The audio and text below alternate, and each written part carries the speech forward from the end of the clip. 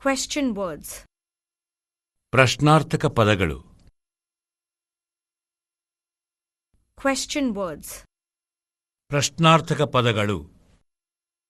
Till now, we have learned how to make sentences. In this lesson, we will learn how to frame questions and also how to answer them. ಈಗ ನಾವು ವಾಕ್ಯವನ್ನು ಉಪಯೋಗಿಸುವುದನ್ನು ಓದುವೆವು.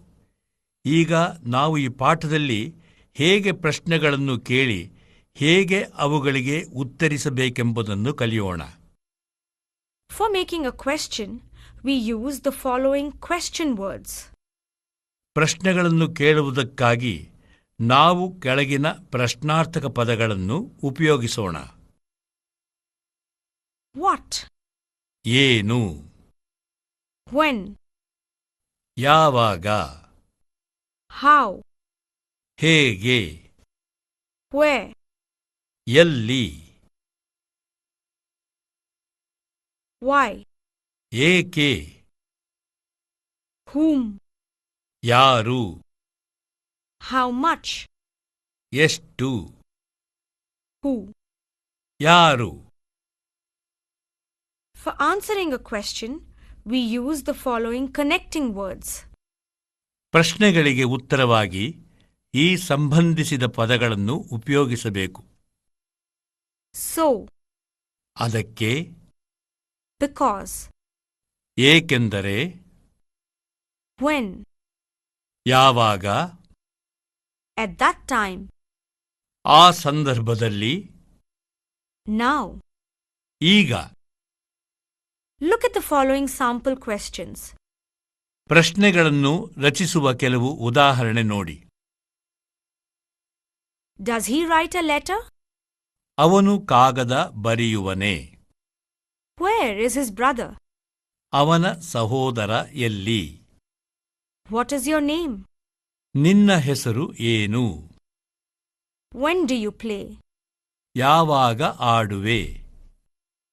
How does he go home? ಯಾವಾಗ ಅವನು ಮನೆಗೆ ಹೋಗುವನು? Who sells this book? ಈ ಪುಸ್ತಕವನ್ನು ಯಾರು ಮಾರುತ್ತಾರೆ? The general guidelines for answering the above questions are: replace the question word with the answer word, keeping the remaining part of the sentence same. ಮೇಲ್ಕಂಡ ಪ್ರಶ್ನೆಗಳಿಗೆ ಉತ್ತರ ಕೊಡಲು ಸಹಾಯಕವಾಗಿರೋ ಸಾಮಾನ್ಯ ಉಪಾಯಗಳು. ಉತ್ತರ ಶಬ್ದವನ್ನು ಪ್ರಶ್ನೆ ಶಬ್ದಕ್ಕೆ ಬದಲು ಉಪಯೋಗಿಸಿ. ಉಳಿದ ವಾಕ್ಯವನ್ನು ಹಾಗೆ ಇರಿಸಿ. These guidelines will be more clear when we look at the answers to the above questions. ಈ ಉಪಾಯಗಳು ಮೇಲೆ ಕಾಣುವ ಪ್ರಶ್ನೆಗಳಿಗೆ ಕೊಟ್ಟಿರೋ ಉತ್ತರಗಳನ್ನು ನೋಡಿದಾಗ ಅರ್ಥವಾಗುವುದು. ಹೌದು, ಅವನು ಕಾಗದ ಬರೆಯುತ್ತಿದ್ದಾನೆ.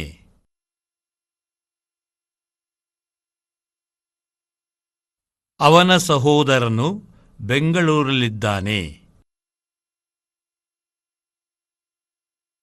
ನನ್ನ ಹೆಸರು ಮಿನಿ. ನಾನು ಬೆಳಿಗ್ಗೆ ಆಟ ಆಡುತ್ತೇನೆ. ಅವನು ಮನೆಗೆ ಬಸ್ಸಿನಲ್ಲಿ ಹೋಗುವನು.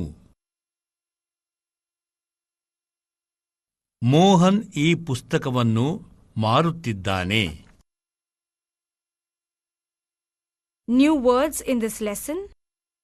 ಈ ಪಾಠದಲ್ಲಿ ಹೊಸ ಪದಗಳು: letter, ಕಾಗದ, brother, ಸಹೋದರ, morning, ಬೆಳಿಗ್ಗೆ, sell, ಮಾರುವುದು, red, ಕೆಂಪು, color, ಬಣ್ಣ, flower.